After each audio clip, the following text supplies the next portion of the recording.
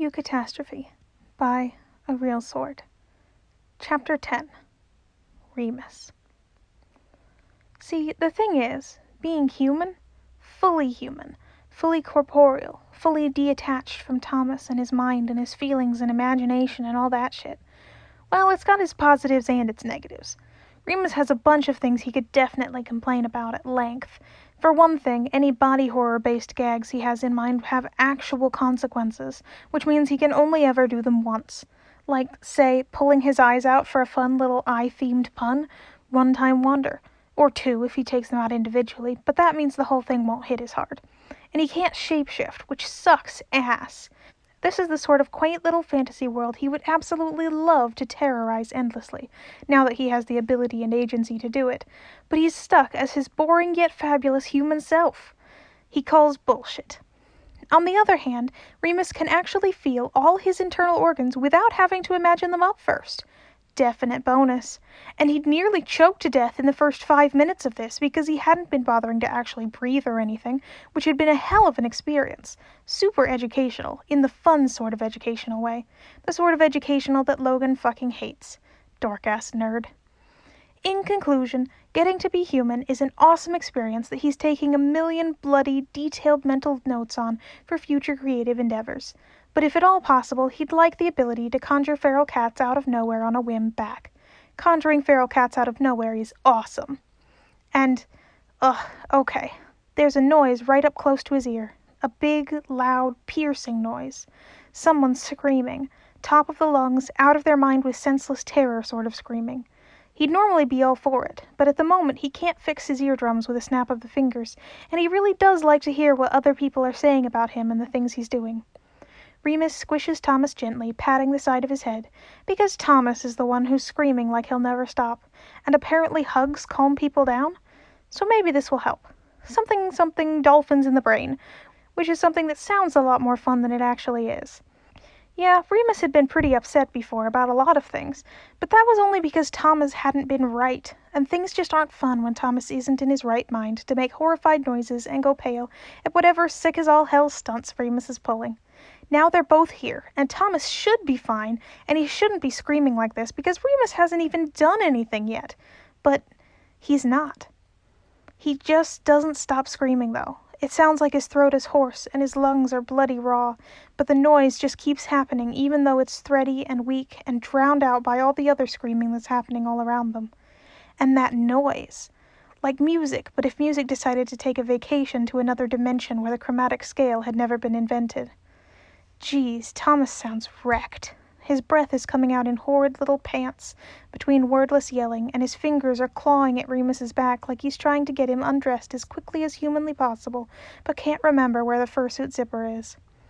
Remus sighs and imagines rolling his eyes and them skittering out of his skull and along the ground like lost marbles for a happy little moment, then opens them, looks around, gets a decent hold on what he's seeing and what's going on, and... oh, right! The apocalypse is happening. That's an entire thing. Remus's grip on Thomas tightens. Come to think of it, maybe the screaming is understandable. It might even be justified. It's kind of hard to articulate exactly what's going on right now, because it's, well, indescribable, in a word.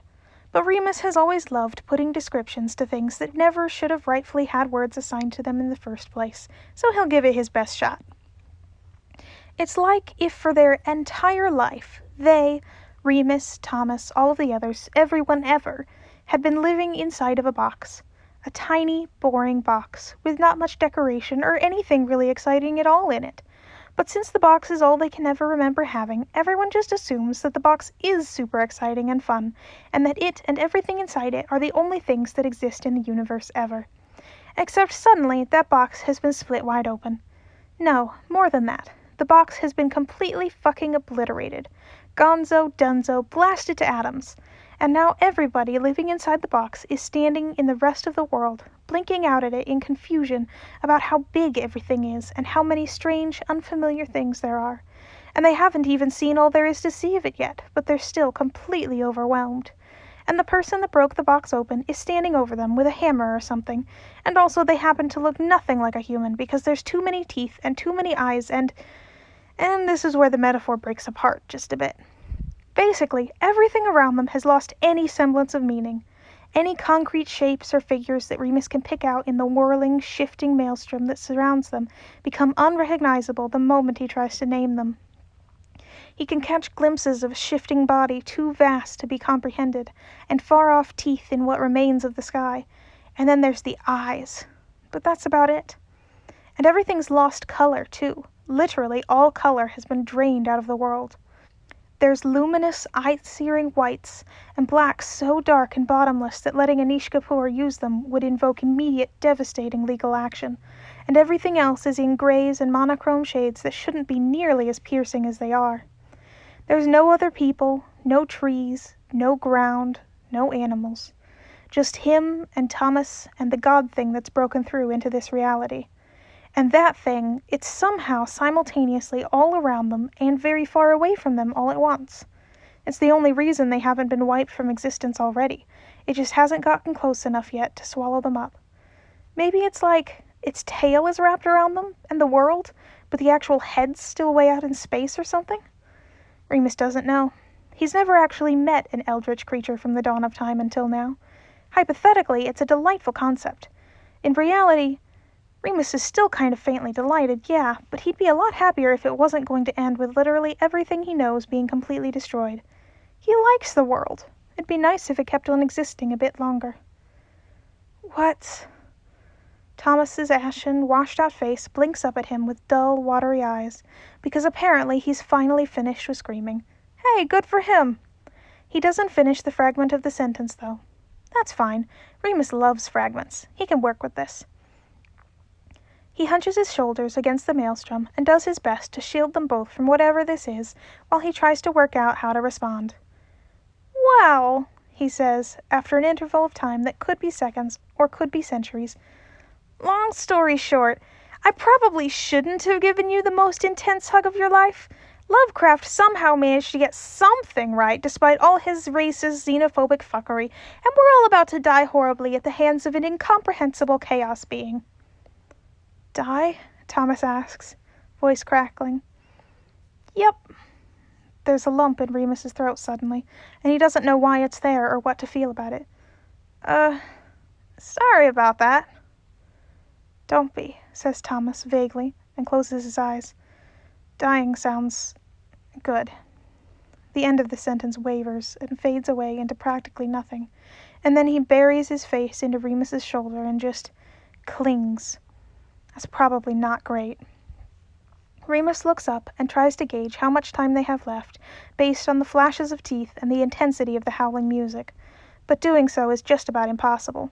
And not just because time doesn't exist anymore. They could be waiting for death here in this impossible place for centuries, or it could be over in a matter of seconds without them being any the wiser. There one moment, and gone the next. Ah well, c'est la vie and all that. It's a tragedy, but it was always going to happen one day or another. At least it's an interesting way to go. So he just sinks down to his knees, cradling Thomas closer, and they just cling to each other. Thomas is so human, so soft. He smells like sweat and fear, and his hair is still soaking wet and stinking of mud and grime from the river. Remus buries his face into the damp softness and breathes it all in. We're going to be okay. Just you see, he says. He's not Patton, not Janice, not any of the rest of them. He's not a liar or a comforter or nice in any sense of the world, but when this is all over, we'll be back in the living room with a camera and a catchy tune and a nice bite-sized dilemma, and everyone will be cracking dumb PG jokes like they're the funniest thing since sliced nipples, and it'll be lame, but you'll be having the time of your life. You all will. And you'll stay? Thomas murmurs into the fabric of his rumpled, soaked-through shirt. Remus kisses the crown of his head. Not a sloppy, messy kiss or anything with teeth involved, just a simple peck of outright affection. Yeah, he says. Yeah, Thomas, I'll stay.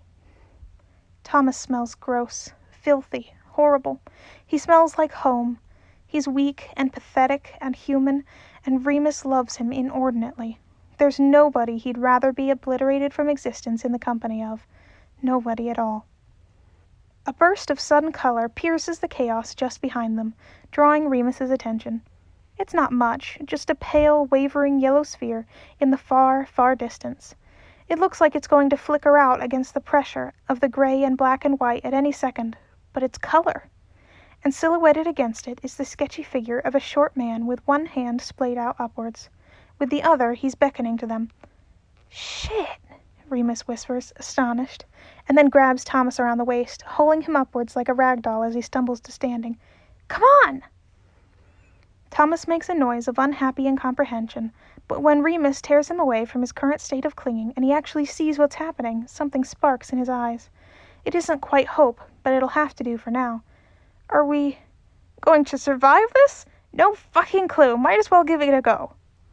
Thomas doesn't look right in monochrome, all pale shades and miserable, dull edges. Remus wants his usual spectrum of shades and colors back, wants nothing more than for Thomas to get some spice and zing back into him. "You with me?" Thomas's eyes seem to focus a bit at this. He nods, takes a breath in, shudders at the flavor of the air. "Let's do it." They grab for each other's hands, somehow manage to interlock fingers, and take off together at a run that's more stumble than a sprint. It's like moving through syrup or congealed blood, and it's hard to tell who's dragging who, because sometimes Thomas will fall behind, and Remus is practically hauling his limp, almost corpse along by one arm, but at other points Thomas is charging ahead and cutting through the mire with Remus spiraling behind in his wake, doing his best to avoid the ineffable creatures that cascade and claw at each other all around them. The world is a series of quickly intercut optical illusions that refuse to resolve no matter how hard Remus looks. Then the only real constant is the already fading sphere of light in the near distance.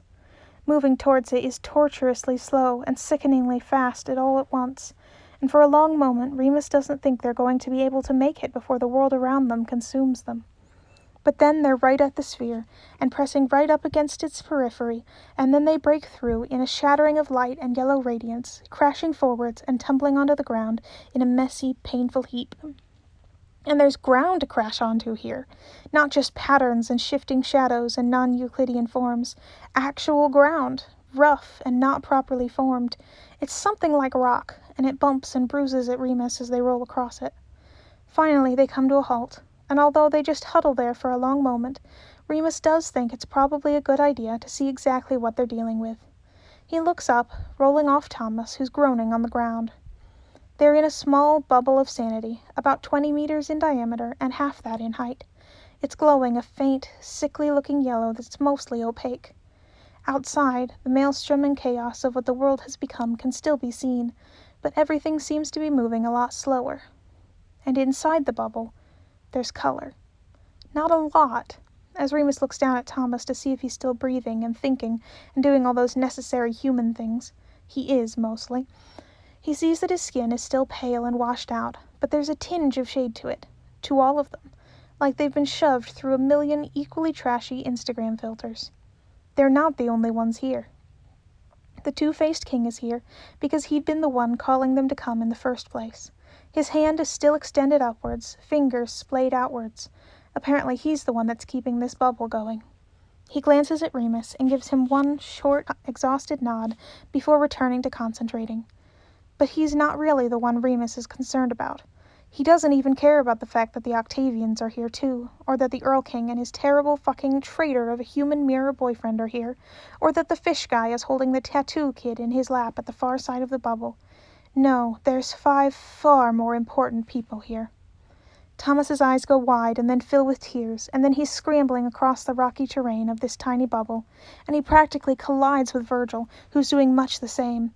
They immediately embrace, wrapping each other into a desperate hug that's almost violent in its intensity. They look like they're trying to melt together into one being, or break each other's bones. Less than a second later, Patton is there, trembling and uncoordinated, tears still drying on his face. He throws his own arms around them, sobbing something about how much he loves them, the words barely making any sense at all. Then Logan skids into them from behind. His glasses are broken, eyes are bloodshot, and he's making a dreadful, sobbing, keening voice from the back of his throat as he fumbles to get his arms around as much of them all as physically possible. Janus's hair is disheveled, and there are painful-looking scratches running down his forearms and the side of his face, and he's pushing the others away so he can hold Thomas close and tight and fast, muttering promises and breakneck confessions that, for once, are completely unguarded and undeniably true. Roman crashes into Remus in a furious tangle of limbs and emotions. Remus is convinced for a moment that they're going to start ripping each other's throats out, and then his brother is clinging to him and pulling him over to the others and repeating, "Thank you, thank you, thank you," over and over and over again, and now Remus is just confused. Everyone's holding each other and hugging and sobbing and shaking like it's some kind of bizarre platonic orgy of feelings. And now he's in there too, and he's patting Logan awkwardly on the back and holding Patton's hand and trying not to reflexively crush it as he stares out at the thin film of the bubble separating them from the everythingness outside.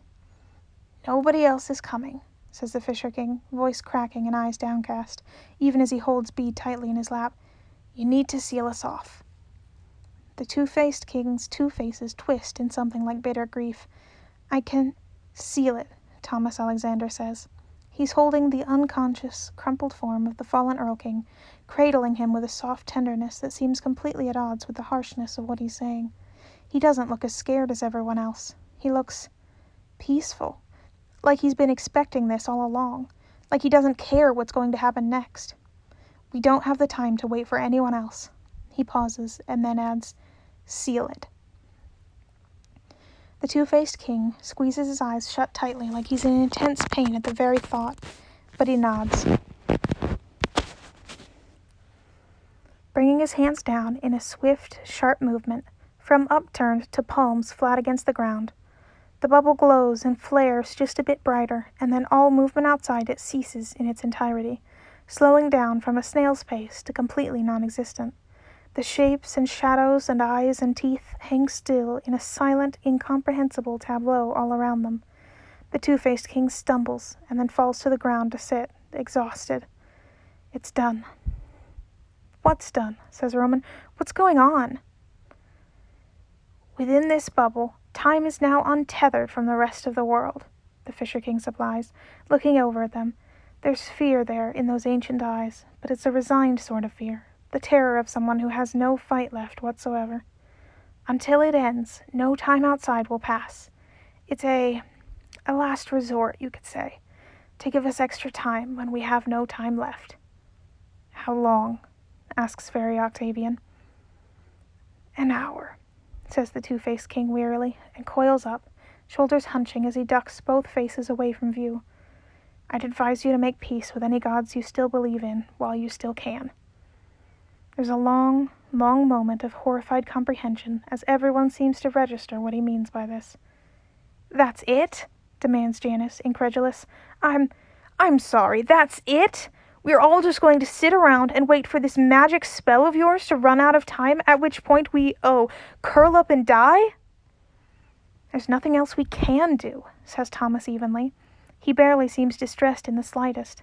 His arms tighten around the still unconscious Fairy King cradled in his lap. "It's over. She's broken through, and if you've got a way of stopping the crawling chaos from consuming us all, I'd be thrilled to hear it." Thomas emerges somewhat from the tangled pile of bodies he's at the center of. He doesn't let go of a single one of them. His voice is still throaty and raspy and broken when he speaks, but it's at least clear and audible as he says, Who are you talking about?" "Oh, does it even matter at this point?" the two-faced king snaps bitterly. Thomas trails off and looks at Remus, and then over at the others, one by one. Frightened, pale, worried faces, all washed out to near grayscale, none with any trace of hope left. Logan is the one who speaks up, surprisingly steady in tone. "I want to understand," he says, and pushes himself up into a proper sitting position. "If we're all going to die at the hands of whatever this is, I would at least like to have a rudimentary, basic knowledge of why any of this is happening. What is this? Is this because of us, something that we did? Have we inadvertently caused a cataclysmic catastrophe through unknowing happenstance?" At this, Patton lets out what seems to be a low, involuntary moan of despair. "It wasn't you," the Fisher King reassures them immediately. "Like hell it wasn't," Octavian the human snaps. His dark eyes are even more pronounced than before in the low light. He points at Remus, face tight with fury. Remus's hand goes up to his chest reflexively, eyes widening in an over-exaggerated, "Who, me?" even though he's not really properly feeling it at the moment. That one stopped the sacrifice. If he had just held back for even 1 minute longer. He didn't know, exclaims his changeling counterpart. You can't blame him for not knowing. If anything, the fault of this lies with... Sudden silence. Oh yes, says Janice. Do go on. I simply cannot wait to hear where this is going. Please, relay to us right now, in excruciating detail, whose fault is it that the world is ending, exactly? That would be mine, says Thomas Linus Alexander, head bowed. No, objects the Fisher King. Well, contends the two-faced king with a grimace. There is the faintest of groans, and then the Earl King is sitting up. His perfect, shiny long hair is disheveled and askew. There's blood running from a sizable gash in his forehead. Thomas is trying to get him to lay down again, but the Earl King waves him off. He's panting and letting out little noises of exquisite agony, and all of the faint color in this little bubble of safety seems to have drained completely from his face. You want to know how all this came to pass? He rasps. I can show you. It's the least I can do at this point. He gestures with one pale, long-fingered hand. The nails had been perfectly filed at one point, but now they're bloody and ragged from the effort of clawing at his face and skin. Come here and sit. Hold hands, I think. The easiest way to do this... You're not strong enough, Thomas argues, pressing his forehead gently to the Earl King's. Please, love, just... No, replies the Earl King, and slides back to sit at the edge of the bubble. No, it's not as if I'm going to be using my energy for anything else. Tamlin, let go of me. Let me show them. They form a rough circle on the ragged ground, all 14 of them. They're pretty much crammed, shoulder to shoulder. There's not enough room for anything else. There's a strange awkwardness to the way that they all fumble to join hands. It shouldn't matter that they're doing it because nothing matters anymore, but really that makes the action all the more surreal. This is a long story, the Fisher King says. Do we really have time? I'll do my best to condense it to the important parts, replies the Earl King, holding tight to Thomas's hand on one side and somewhat less tightly to Patton's on his other side. He hasn't bothered to wipe the blood off of his face.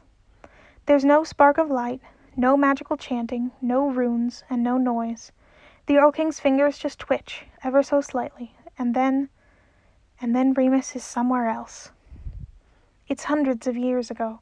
Remus doesn't know how he knows this, he just does. It's an undeniable fact, just like the fact that he's suddenly all alone, and that he isn't at all where he was just a second ago. He's standing in the middle of a huge hallway that's been formed by a single, ridiculously long and large tree wrapping around and around in seemingly endless spiral. And the light of the rising sun is filtering through one end of it, illuminating a figure in long, midnight blue robes who's speed-walking right towards him. Remus squints, trying to get a good look at who it is, and he's still squinting when the figure walks right through him like he's not even there. He feels a delightfully unpleasant sensation that seems to be his body rearranging itself to accommodate for the sudden intrusion, and has to fight the urge to make an appropriately disturbing noise of pleasure, because now there's people talking, and he is more than a little curious as to what's going on here. He turns and sees that the person in blue robes is... Logan? According to the entirety of the court, some kind of calamity is on the edge of bringing destruction to this world and every other, Logan is saying dryly, as he comes to a halt next to Patton, who's standing at a set of wooden railings, barring off an open-air aperture that overlooks a familiar forest. You wouldn't happen to have anything to do with the spreading of this particular rumor, would you? Patton shrugs easily and apologetically. Don't you think they deserve to know? He looks weird without his usual get-up. Whatever he's wearing looks like it's been made out of actual moth wings, which is objectively cool, but Remus can't imagine actual Patton getting anywhere near a costume like that in a million years. But then again, this isn't actually Patton, just like Logan isn't actually Logan. It's some kind of memory metaphor, or magical simulation or something. Remus has a feeling he knows exactly who Logan and Patton are meant to represent. It's not as if it's a big leap of logic or anything. I don't see that there's any point in causing unnecessary panic among our people, says Not Really Logan. No, it's far easier to just call him Logan. If it looks like a Logan and walks like a Logan and talks like a Logan, especially since this is all baseless conjecture. Patton's expression as he leans against the railing is half exhaustion, half a weird sort of fondness. If Nature's predictions were clear enough, since when has he been the kind of person to do things like conjecture baselessly? Logan's scowl is fierce. Idnidir is as two-faced as they come. He wouldn't be getting involved in our affairs if it didn't benefit him somehow. Hear him out, Patton begs. At least let him show you his evidence, at the very least. Please? Logan is silent for a very long moment. Then he sighs. Very well, he says. I'll hear him out. But only because you asked nicely. The scene fuzzes over and reforms, and now they're standing in what Remus recognizes as the Earl King's throne room. Both Patton and Janice are here, standing and watching as Logan paces back and forth in obvious distress. But why now? He's asking. Disaster doesn't need a reason, my lord, Janice says, arms lightly crossed. He makes the title sound like an insult without putting any particular emphasis on it. If every empire at the peak of its power and prosperity was immune to calamity, the world would be a utopia. As it is, I'd appreciate it if we could put aside all of our petty squabbles for the moment, says Patton, who's not speaking like normal Patton does at all. He hasn't even said a single pun yet. Disconcerting. Seeing as our reality is on the brink of destruction and all, is there anything we can do? What do we know about this being? Janice sighs and sits down on the grassy ground, cross-legged. Not all that much, I'm afraid. Tears have already begun to open up in the more far-flung regions of the continent. That's how I learned that she was approaching in the first place. She? Patton's face is kind of hilariously astonished. Everyone who's seen through the cracks seems quite emphatic about that particular pronoun, yes, Janice says. Names were thrown around, in between all the screaming and thrashing and foaming at the mouths. I believe crawling chaos was one of the most frequent. Stalker among the stars was another. But apparently her most preferred of all these names is Nyarlathotep. Logan trails off. I am distinctly unfamiliar. You and everyone else I've talked to, Janice agrees, and then shakes his head. Anything else communicated by people who've seen into whatever dimension these cracks in the world lead to has been violent, incoherent, and involves an extravagant amount of self-harm. All I could learn from the last of them was that Nyarlathotep seems to be waking up from a very long sleep indeed, and when she does finally come into full consciousness, it's not going to be pleasant for any of us. Patton makes an unfamiliar movement with his hands. Remus can sort of tell that it's supposed to be a religious thing.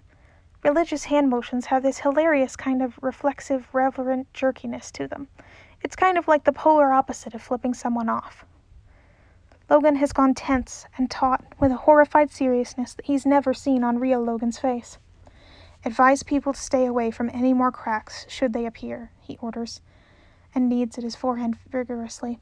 We need to learn more. Rituals, spells, anything either of you can think of. Start with seals and bindings, see if we can upscale them, and we need to hurry. Blur, reform. The three of them, four with Remus, but he doesn't really count because he doesn't technically exist here, are now sitting around an ancient wooden table in a library. All of them look exhausted, like they've been fucking nonstop for weeks on end and not even bothering to enjoy it. Piles of books and scrolls and tipped-over bottles of ink surround them. This is monstrous, Patton moans, head buried in his hands. His fingers are ink-stained and visibly chapped, and the others look the same. I refuse to believe we're even considering this. If you have any other options, I'd love to hear them, Janice sighs. He sits up, slowly and painfully, and the bones in his back crack audibly as he does. But the fact remains that we don't have all that much time. You've read the reports. The cracks are getting bigger, and they're moving closer to the town. If you still want to protect all of your precious humans, we'll have to act fast. I doubt they'll fare much better against seeing the crawling chaos than any of us have. Quite apart from that, says Logan sharply, what this ritual calls for is, if the ravings of our damned are to be believed, it's absolutely nothing compared to what Nyarlathotep will do to us when she does break through to our world. Human lives are not nothing, Patton objects, head shooting up. 1 life every 7 years, Logan says, and laughs humorlessly. It might as well be. For the rest of eternity? Patton's shaking his head. It's unsustainable. It is, says Janice, eyes widening mockingly. Dear me, I seem to have forgotten the fact that we're going to eventually run out of our finite supply of humans. You're right, that is the sort of thing that would throw this plan completely askew. I oppose this. says Patton, standing up. He doesn't look at all amused by this. His mouth goes thin, and then he adds, I oppose this violently. I will not let you kill innocent people for the sake of every other life in existence, Logan says flatly. We don't know if that's really the case, Patton says weakly. We can't afford to risk it if it is, Janice snaps. And besides, what do you really think is going to happen when Nyarlathotep wakes up completely? That she'll be coming around to visit our dimension for a nice cup of tea and a friendly, dignified discussion about the weather? Patton takes in a very deep breath and then pushes himself away from the table. Away he stalks, through the bookshelves and out of sight. You know we're right, Janice yells at his departing back. But there's no response, apart from a distant, echoing slam of a door. The soul needs to be willingly given, Logan murmurs, shifting a book slightly so he can see what's written on the pages just that much better, and he looks up at Janice. Any ideas? One or two, says Janice grimly. Let's see. Several days later, it's the castle courtyard. Patton and Logan are facing off, glaring at each other and panting with exertion. Logan even has a sword, and judging by the blood pouring from Patton's leg, he's already gotten a few good swipes in. Janice is off to the side of this, vibrating with unhappy, nervous tension. Remus kind of wishes he had popcorn right now, because this looks like it's going to be amazingly entertaining. You're a monster, Patton is exclaiming. There's got to be a better way than this, and you know it. You just don't want to try any harder now that you've found the easiest way. If you interfere with this one more time, Logan snarls, I'll interfere all I like. You will not kill innocents for the sake of... Don't hurt him any more, Janice yells, overlapping. He's only concerned about the townsfolk. It's misguided, yes, but... Damn the two of you, Logan spits. I am trying to save us all, and you're just... He lets out a shriek of wordless rage and gestures sharply with both of his hands. Ozone crackles. Janice throws himself at Patton, curling around him as best as he can in the few seconds he has, as a bolt of sickly white light erupts from Logan's outstretched hands. The majority of it hits Janice right in the back, and when he flings his head back, screaming in agony, the air around it wavers like a heat stroke waiting to happen, and his face doubles over and blurs into two different and distinct faces. The amount of light that hits Patton coils around him, burrows into his chest, and sinks its fangs through his already wounded leg, and now he's crying out in shock and pain, too.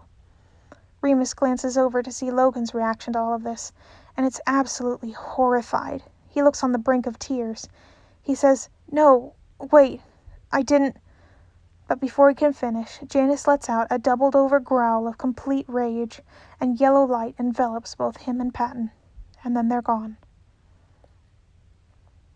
It could be minutes later, or it could be days. Patton and Janice looking dreadfully ragged by the river in the forest. Janice is shaking, and his form is wavering at the edges every so often, and there's blood still seeping sluggishly from Patton's leg, and it shows no sign of stopping. They're in the middle of a ferocious shouting match. Won't drag me back into this. This isn't my problem anymore. Just a spineless coward, only fighting when your life's in danger. If you cared, you'd help me. I can't move on my own.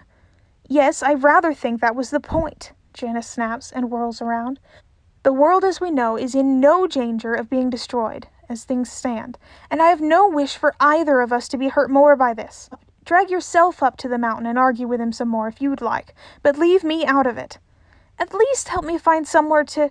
says Patton. I'm leaving, Janice declares, and indeed does start walking away with purpose. Help me, Patton snaps. No reply. Please, Inidir, help me. At that, at the third plea for help in a row, Janice freezes in place, stiff as a board, eyes wild. He doesn't breathe, doesn't blink. A range of emotions spill over his face. Shock, fear, rage, the whole gamut. What did you do? He says, turning, rage creeping into his voice. What did you do? Then they're gone. And in a furious flood of images, Remus watches as nearly 50 humans drown in the river, one by one. It must be the sort of thing that occurs over the course of many, many years, but it all goes by in less than a minute. Their expressions range from horror to rage to a calm acceptance as the fey court around them dances and sings them through the cracks to become part of a shield for their world that they can't possibly comprehend. All the while, Logan watches this happen, alone. Grief and resolve war in his eyes. And then it's 15 years ago, and there's Roman in the town, charming all the men and making all the women laugh, and plucking out songs on his lute with unearthly precision and skill. He's loved there, deeply and fondly, despite being fey of origin.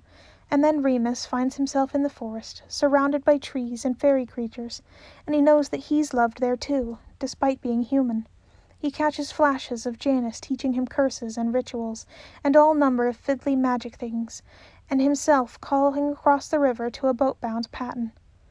Only a few years later, Roman's in the forest, and he offers a cloak near identical to his own to a puzzled Remus, eyes bright with excitement as he explains the circumstances of their birth and switching. And as he speaks, Remus can feel the excitement in his own eyes dying as a cold bitterness takes up residence under his skin. He tells Roman he never wants to see him in the woods ever again, spits in his face, rips the cloak up in a fit of anger, but never stops wearing it. And 2 years after that... "Good evening," says Thomas as he approaches. He's on the back of a horse, riding it like an absolute pro. He looks very dashing, too, all decked out in light chainmail armor and a tunic. He almost looks more like Roman than Roman does, which is funny because Roman's actually right there too, sitting on the side of the road and playing around with a brand new lute. "Is this the way to Cadath Castle?" "It is, though I have no earthly idea why you'd want to go there," Roman replies, "and I don't think I know you. What's your name, stranger?" "Oh, you won't get it from me that easily," Thomas exclaims, grinning. "But my friends call me Tamlin, so why don't we start there?" "Octavian," rejoins Roman, and strums out a bright chord. "An excellent place to start, and from there I'll ask you, why in the name of anything that's holy, and many things that aren't, would you willingly want to traipse your way up to the Earl King's palace?" "Oh," says Thomas. Something dull and hopeless sweeps over his face, dimming the bright grin. "That. Well, you see..." The hopelessness fades almost as quickly as it had come. His smile reemerges, becomes conspiratorial, gleefully naughty. "I'm planning to seduce a fairy." Thomas in the mountain. Thomas chatting idly with the fairy court, roaming the halls, helping out where he can. And then Thomas in the town below, doing much the same. Back in the halls again. Logan coming up behind him. Thomas turns at the sudden presence, and startled in sudden panic that seems very, very gay in flavor. "Your Majesty," Thomas says, and he is blushing. "It's a pleasure to meet you at last." "And I you," replies Logan. His face betrays nothing, but his eyes say new sacrifice. "Tamlin, I've heard a lot of you from the court. You're quite a busy man, aren't you?"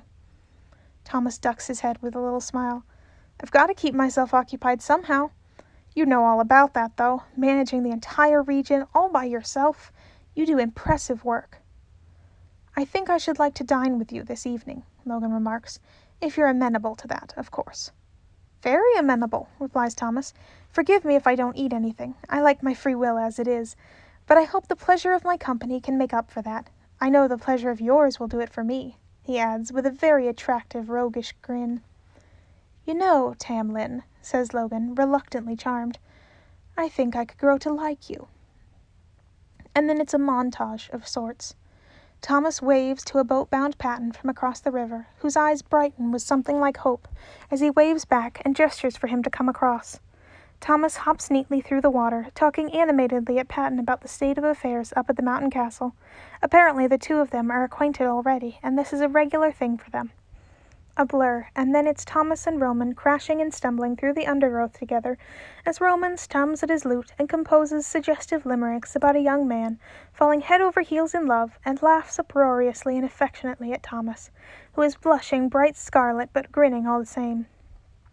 All in all, he does a good job of hiding that grim, grey sadness of his. But Remus isn't an idiot. He hasn't carved both of their eyes out of their sockets, not yet, which means he can see it. This Tamlin fellow is exceptionally good at pretending. Blur. Thomas knocks neatly on the door of an afterthought of a house and waits patiently for the door to open, which it does almost immediately. A tired, frowning Janice looks out at him with obvious disdain. He says, without preamble, "I have no wish to become acquainted with another one of the Earl King's septennial projects. Kindly leave me alone." "I've heard that if I want you to let me in, all I have to do is ask nicely," Thomas replies, and then shrugs. "Or, 3 times in a row." Janice's expression turns near apocalyptic. "So he's giving out the details of the curse that he himself inflicted to any old mortal that graces his sheets," he snaps, acidic and short. "Perfectly charming. I ask you once more, leave." "I think you'll want to hear me out," Thomas says. His expression is serious. "You see, it's the Earl King I wanted to talk with you about." And then Remus is perched right next to Thomas on the high branch of an extraordinarily tall tree, and the sudden flip of being right in the middle of a scene rather than lurking voyeuristically off to the side gives him giddy whiplash. Thomas says, "He really does care about you, you know." "Too little too late," Remus is replying before he can even work out what they're talking about. "I like you, Tamlin, I really do, but you're beating a dead horse's rotting ashes at this point. There's nothing left to salvage between the two of us." Blur. Shift. Thomas is walking through the Earl King's gardens, face upturned toward the sun, happy, content. Virgil, in a cloak, watching him warily from behind a tree. "I know you're there," Thomas says after a moment. "If you want to talk to me, go ahead and do it. I don't bite, unlike a lot of the other people here." Virgil hesitates and then slinks out from the shadows, cloak dragging along behind him. "You're the Earl King's human," he says, and there's a strange, melodic undertone to his voice when he says it. He's practically drowning in the oversized cloak he's wearing. It's hideously adorable, and Remus wants to squeeze him to death, squish him like a tiny little bug and stomp on the pieces. Thomas appears to think so too, based off of the twitch of his mouth and the little glimmer of amusement in his eyes that he's clearly trying to hide. "So they call me. Personally, I prefer to be called Tamlin. Hello." Virgil takes a sudden step back. The expression on his face is all, "Oh shit, he heard me," which doesn't make sense because there's no way Thomas couldn't have heard him, unless you consider... "You speak the southern languages," he says, clearly surprised, still with that melodic little undertone. "Just 1 or 2. Thomas lets out a little laugh and scratches at the side of his head. "I traveled around quite a lot before coming here. But what about you? Aren't you a little young to be so far away from home?" "I'm old enough," Virgil protests, sounding grumpy. His body language and voice are distinctly pre-teenish, which is also hilarious to watch on his adult big boy body. "I know my way through this mountain just as well as any true member of the court." "Maybe you could show me around then?" Thomas offers, even though it's pretty obvious that he knows his way around the castle really well by now and doesn't need it in the slightest. Virgil eyes him up and down for a long moment before saying, "I can hear your heart from here, you know." "You can?" Thomas looks kind of thrown by this sudden twist in the conversation. Virgil hums noncommittally. "Hearing hearts is my thing. You've got a nice strong one. Could probably hear it from a mile off." He extends a hand to Thomas decisively. "I'll show you around, as long as you can keep up. I'm pretty fast, you know." "You know what? I do believe I can work with that." There's flashes of Thomas in town and in the forest and at the castle, surrounded by familiar faces, laughing, talking animatedly, helping out with all number of tasks. A patchwork pocket, coat-clad Joan and him, sharing lunch on the dock over the river, skipping stones across the water. Friends and family and sides alike, all here in this strange fantasy world as stand-ins for their counterparts. And in the midst of all this, Logan, the Earl King as Logan, continues to court Thomas as Thomas. They ride, they dine, they walk through the halls of the mountainside castle, with their eyes and teeth glinting in glorious sunlight. It's all horribly romantic, Roman's probably eating it up. Even more so because you can actually see Logan thawing. Going from, "I'm only seducing this man because it's my dastardly plan," to, "Fuck, there might actually be something here." Things slow down a bit here. It's nearing the end of the 7 years, Remus knows, both because it's somehow another undeniable fact in his head, and because of what he's currently seeing and hearing in front of him. Logan is lying flat on his back on the grassy floor of the throne room, with a look of horrified devastation on his face. He's not moving. The only sign that he's actually alive is his intermittent, slow blinking. Virgil, still in that oversized cloak, is sprawled out on the throne itself. His legs are kicked up casually sideways over the armrest. His head is tilted backwards easily. He's shredding marigolds into colorful scraps and humming under his breath. "You got attached, didn't you?" he says after a long moment. It's not a question. "I got attached," Logan agrees miserably, and raises his hands to bury his face in him. "What am I going to do? I can't let him die, not like this." "Well, your lover is pretty clever," says Virgil, throwing the last of his marigold shreds into the air like confetti. "I'd try talking to him, explaining things. Maybe he'll have some sort of amazing idea to fix everything." Flash. Logan and Thomas on the path outside the mountain. Logan's wearing glorious orange and red autumnal clothes. Thomas is bundled up tightly in layers of wool. The wind whips against Remus and chills him, imaginary as it is. "Of course I will," says Thomas, not a hint of fear or trepidation in his eyes. He's remarkably cavalier about it, all things considered. "I think you're rather missing the point of this," Logan exclaims. "I don't want you to sacrifice yourself for my cause. I'm asking you to help me find someone else who will." Patton frowns. "Why? You said it yourself. I'm the perfect candidate. You also happen to be running low on time. If this doesn't work, the whole world is destroyed, correct?" "Correct," Logan agrees reluctantly. "And obviously that isn't a desirable outcome. And it's not as if I want anyone else to die instead of me. But I do." Thomas freezes and slowly meets Logan's eyes. Because I love you," says Logan, lowly and desperately. "Do you understand that? You are worth far more to me than any of those mortals down below." Remus is overcome with a sudden wave of unfamiliar discomfort. This is entirely too intimate of a scene to be played out through these bodies. Logan and Thomas don't own the words they're speaking, and it's... no, he doesn't care for this at all. He should, probably. It's exactly the kind of weird shit he'd usually be all up in. But this isn't the time or the place. There's such a long moment of silence after this. A multitude of expressions filter across Thomas's face in such quick succession that it's hard to categorize them. "All right," he whispers, and takes Logan's hand, painfully tender, and then again, louder. "All right. Don't worry about a thing.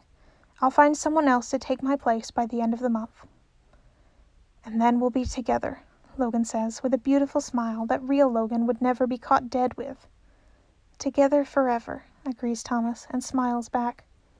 And Remus has known Janice long enough to be able to tell a blatant lie of a smile when he sees one, so it's not entirely surprising when the scene flickers across to Thomas sitting cross-legged on the bed in the two-faced king's house, nursing a cup of tea, and saying, "So, is there any way to trick the Earl King into thinking I'm another person?" "He's not going to be happy about it," Janice tells him, mouth set in a grim line. He's kneading dough ferociously on the countertop, pummeling it as if it's the sole source of all his problems in life. "You're not answering the question," Thomas notes. Janice sighs and pauses kneading. "Tamlin, you've found this alternate sacrifice of yours. You've asked me to draw him toward the forest for you. You know the Earl King's going to be more than happy to accept him as substitute. And if he dies, you get to spend the rest of your handsome, cheerful mortal life with him. Frankly, I don't see why you don't just kill the damn man. There's nothing to lose by doing so."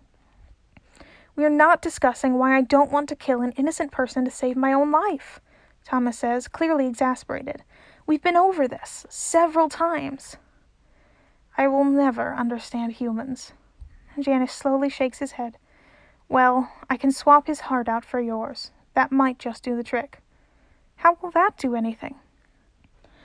Janice wipes flour-stained hands off on the apron he's wearing, and makes a back-and-forth gesture with his hands, indicating casual heart swappage. "The sacrifice takes hold on your replacement human. You drink a specific brew of kill-and-cure herbs. The hearts get swapped back. You end up killing yourself in your desperate bid for martyrdom. Everyone's happy. Well, except the Earl King, presumably." "Perfect," Thomas says. "Thank you. Really thank you." He has to agree to it, though, Janice adds, jabbing a finger roughly in Thomas's direction. That could be a problem. Think through that before you go bounding across dimensions, won't you? Thomas takes a sip of tea. If my counterpart is anything like me, I don't think getting his consent will end up being much of a problem. You know, you may have a point there, Janice says thoughtfully. Then his gaze sharpens. Does anyone else know about your death wish, or was I the only one you spilled your guts to? No, no one else knows about this, Thomas replies. Only you. And I don't want to die. I just know that there's no other way to fix this. And, that's another lie, isn't it? He's not even trying to make it very obvious. And why would I have a death wish? Oh, Thomas. Oh, Tam Lin. Oh, my dear, dear friend. Janice shakes his head and laughs. Nobody who goes looking to seduce a fairy king has a functioning self-preservation instinct, and you are most certainly no exception to that. And then, quick flashes of a cloak-clad Thomas borrowing one of the Fisher King's small fleet of boats, riding it up the river, walking through the misty, indistinct space between worlds, hiding behind trees and listening as a group of people crashed noisily and happily through the undergrowth, singing and talking and laughing, seeing as one of them plucks berries from a bush and tucks them away into a bag. Later, walking up to a familiar house and walking out again only minutes later with an expression of satisfaction on his face. He no longer looks quite so much like Thomas. His hair is messier, ginger, face a slightly different shape, as if the narrative has given up trying to fit Thomas into his shoes. Back to the forest, waiting for hours, catching his counterpart as he stumbles into the trees, leading him to the boat, down the river, up the mountainside on horseback, leaving him with the Earl King. Virgil, lurking in the shadows, glancing between the departing figure of his friend and this new stranger in something like confusion, and then resolve on his face. The images speed up. Thomas is now at the Two-Faced King's house, speaking rapidly with him, brow creased in worry, watching out the window nervously. And then he's standing in the doorway, watching as Thomas and the rest of them turn in shock. Everyone in a circle on the ground. The fairy court riding away to the river. The sacrifice. Remus throwing himself into the river. And man, does it look even cooler from this angle. He only very slightly regrets doing that. Nyarlathotep breaking through, and then a series of shattered, fragmented, half-coherent recollections of chaos. And then everyone jolts backward as the Earl King rips his hands away from the circle. Oh, says Logan, one hand raising to his mouth as if he's going to be sick. Oh, so you were trying to save the world, Roman breathes. All of you were. Most of us were, the Earl King corrects haltingly, determinedly avoiding eye contact with the Fisher King. That explains so much, Thomas says, and releases the hands of Logan and Virgil on either side of him so he can massage at his forehead. It's a bit too late for any of it, but so much. I never said it was going to be any help to us, replies the Earl King, closing his eyes, but you did want to understand. The eyeshadow underneath Virgil's eyes has been darker than usual since this all began, stretching down across his cheeks and making him look even more washed out than the rest of them.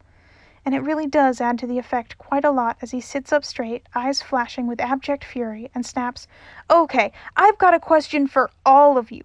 Why the fuck didn't you just talk to each other? Now really isn't the time to be laying accusations, began the Fisher King.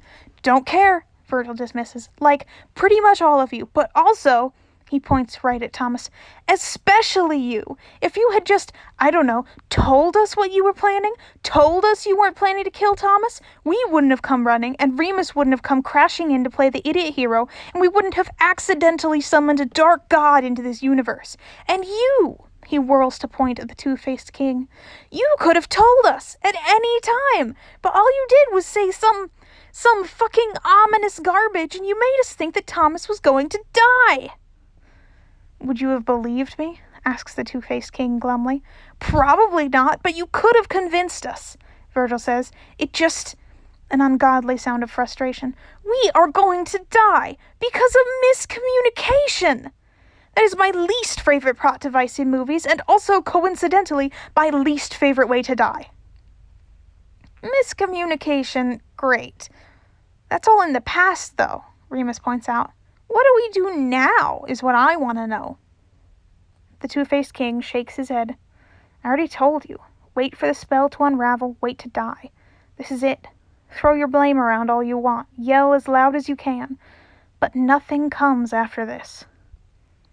For centuries we've been wondering what Nyarlathotep wanted from our world, says the Earl King, gazing out through the wavering, flickering film of the protective bubble. The greatest minds of the court theorized endlessly over it.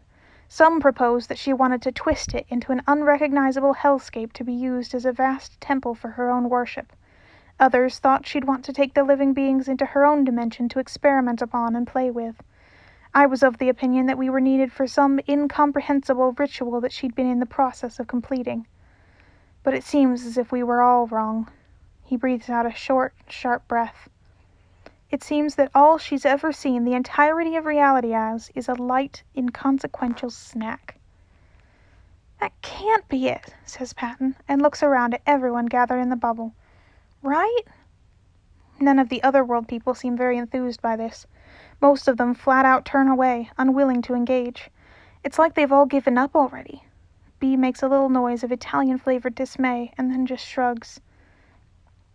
Remus has a feeling that the only reason Sanders et al. Hasn't given up is because they just don't know any better, but he's not going to mention that. Complete despair isn't a good look on any of them. Virgil hesitates, wavering. He looks over at Thomas, who has his head down and appears to be thinking intently about something, and then says, Right. Of course not. I refuse to die like this. That's the fucking spirit, Remus enthuses, clapping him entirely too hard on the back. Obviously none of us want to take this lying down, agrees Janice. But then almost instantly the problem becomes, as Roman so succinctly put it, what do we do? I don't know about you, but I haven't the first clue as to how to stop the apocalypse. Silence. Is it Remus's imagination, or is the barrier flickering? Let's talk it out, says Thomas suddenly, lifting his head. He smiles, a hint of his usual spark creeping back into it. It's faint, but it's there. I mean, it's what we do best, right? Think and overthink a problem to death until we work out how to fix something I've broken. What did you say, Remus? A camera, a catchy tune, and a bite-sized dilemma? We have none of those things, Logan points out. Sure we do. Remus pushes himself upright. Maybe not a camera. We have an audience. He waves at 7 other assorted fairies and humans. We can work out a tune as we go along, and seeing as the entirety of reality is apparently bite-sized right now. Not the worst idea we've ever had. Let's do it, says Roman, pushing his hair back from his face. They arrange themselves in a rough semicircle to one side of the bubble as their unlikely audience looks on in a mixture of bemusement and apathy. Thomas in the middle, of course, and then Janice and Logan and Virgil to his right. Remus and Roman take the other side, with Patton on the far left, rounding things off.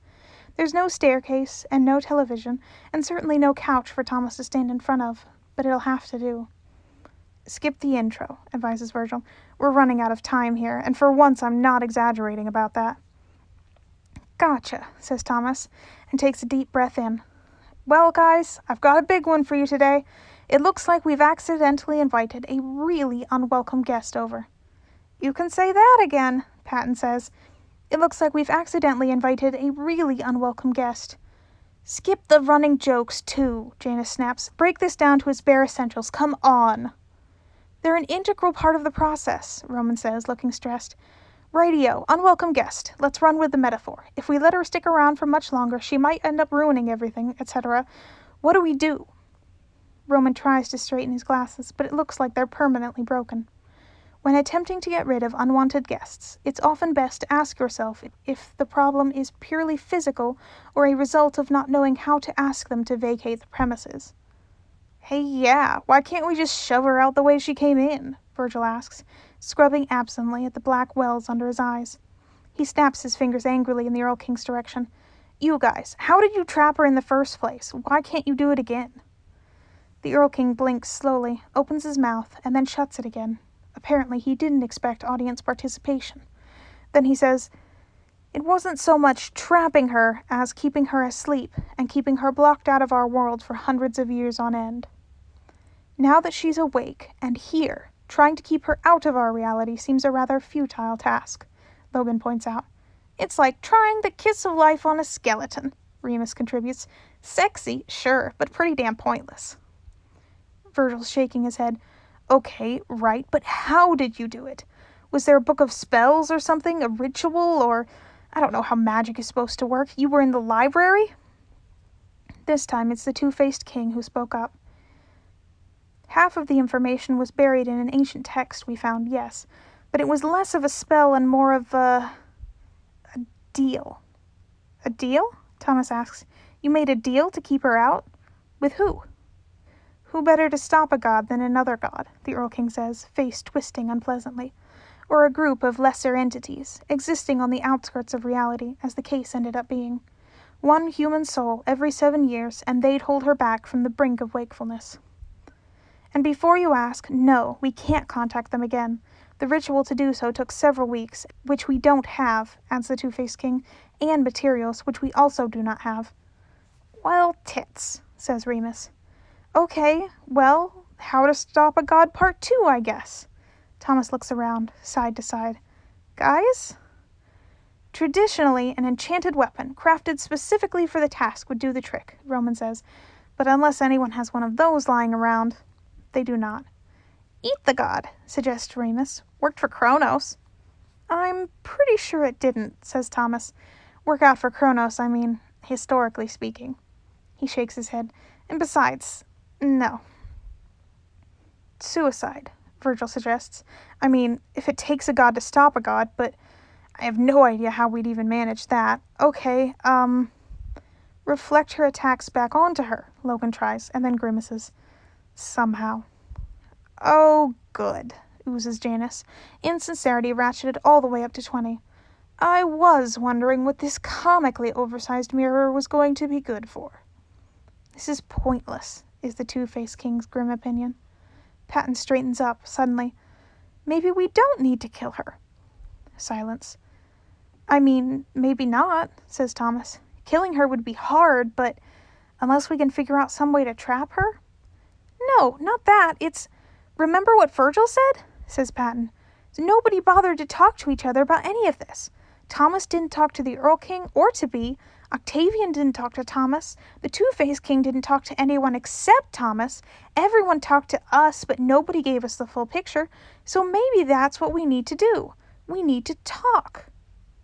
Right, tries Thomas cautiously, uncertainly.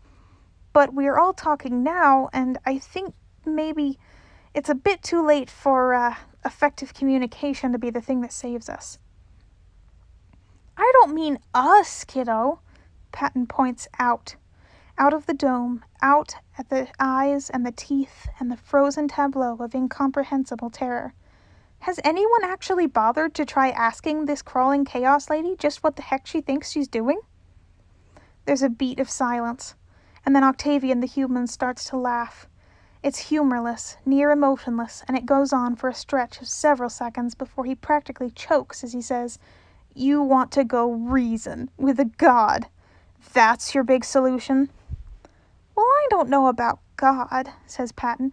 Any god that tries to destroy everything in its path for no reason at all doesn't sound like much of a god to me. His eyes are bright and enthusiastic behind his glasses. There might also be a hint of madness there, but Remus can appreciate that. A bit of casual insanity might be exactly what they need here. She wrote poetry, remember? The whole chanty, ranty, ravey thing? If she can do that, I bet you all the color left in the world that she can talk to us.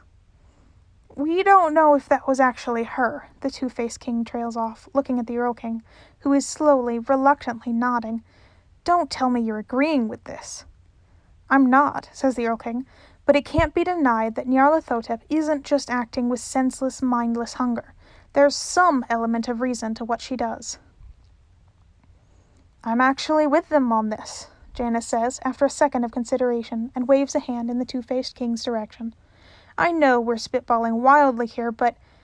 Patton, are you really proposing that we sit down and have a heart-to-heart with that?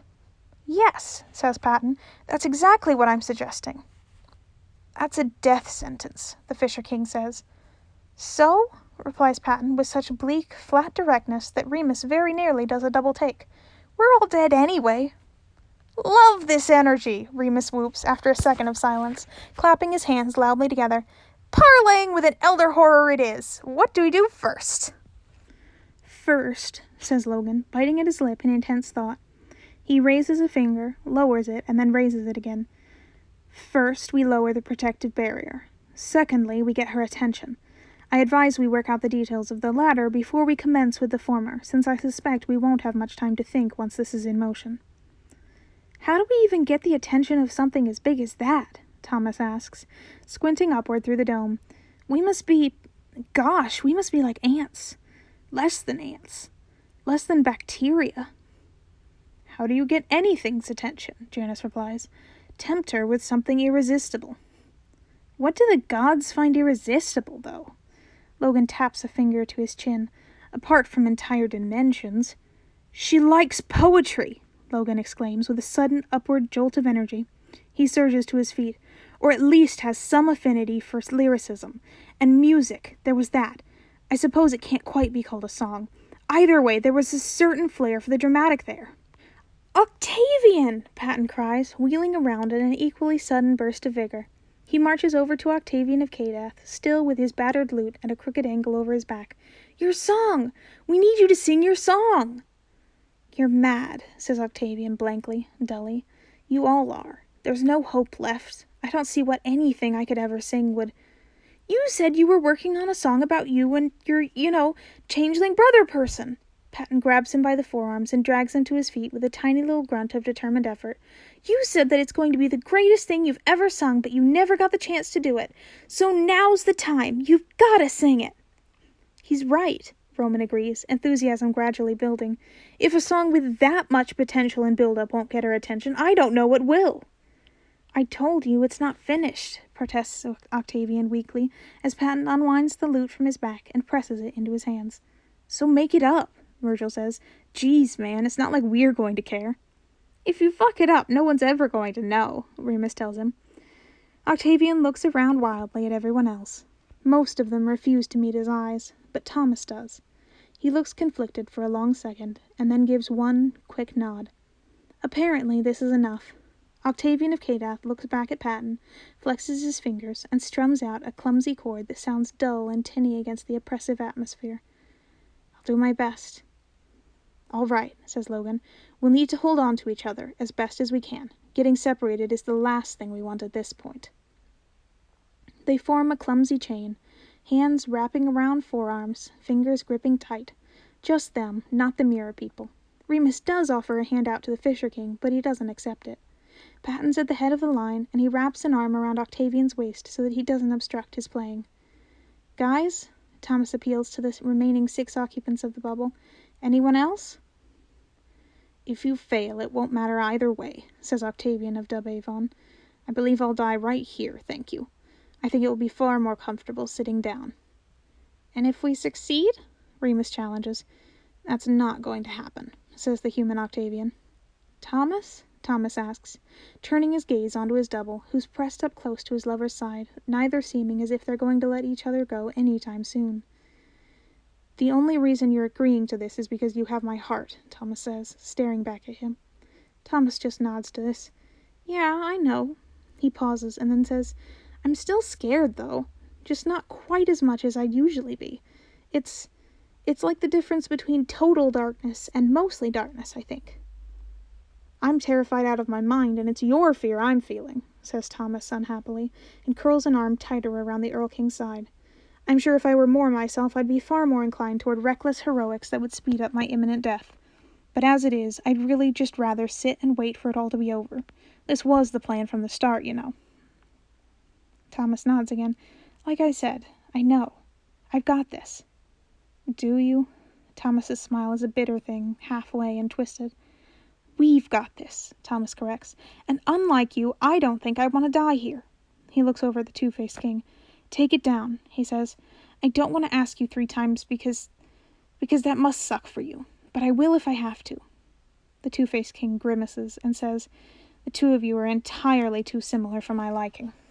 He takes in a deep, deep breath and brings his hands up.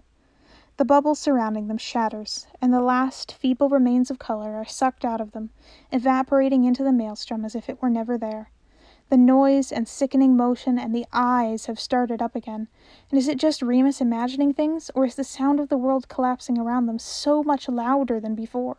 And is it just him, or are Nyarlathotep's teeth growing bigger and bigger? "Go!" Patton shouts, grabbing Octavian's arm. He's staring at the sky in abject horror, transfixed at the imminent arrival of complete annihilation. His pupils are so dilated they're barely there. "Octavian? Octavian, bud, come on, snap out of it. Play!" Octavian snaps out of it. He acquires a look of furious determination. His fingers spill across the streams of his lute, so fast that they're barely visible anymore. It's only very slightly audible over the sound of everything at once, but that doesn't matter, because it's then that he begins to sing. The melody is heart-wrenchingly lovely, the words are pretty, and it all flows like liquid sorrow. It's a song about reconnection, about missing someone who you barely even know, about circumstances that spiraled out of your control even before you were born, about a last, desperate hope for reconnection, here at the end of all things. Remus kind of hopes that the other Octavian is paying attention, because this seems like the sort of thing he really needs to hear, even if there are bigger things to be worrying about. Octavian's song collides and crunches with the warped music already in the air at first, but then it starts to mesh, and then a strange sort of harmony is achieved. The loud cacophony is still there, but Octavian's music exists in synthesis with it, underlining, intermingling, boosting, like the original noise had listened real hard, tilted its head to one side, and said, "You know what, let's give this amateur a chance." It's stunning and overwhelming. And then every eye in the sky and on the ground and all around them blinks. Just once, but all at once. Perfect synchronicity. The song swells, triumphant and hopeful. "I think we've got her attention," Roman begins to exclaim, but the end of it is cut off as he lets out a sudden, gurgling scream, and then Remus is no longer holding onto his arm, and there's no more music. Before he can even react to this, or the other sudden screams and gasps and noises he doesn't want to put description to that are suddenly echoing all around him, two things that are far too large to reasonably be called fingers reach down out of the sky, pick Remus up ever so delicately, flip him end over end and dissect him bit by bit, then put him back together again, and then squeeze him until he pops. And then, "All right," she says, "say your piece."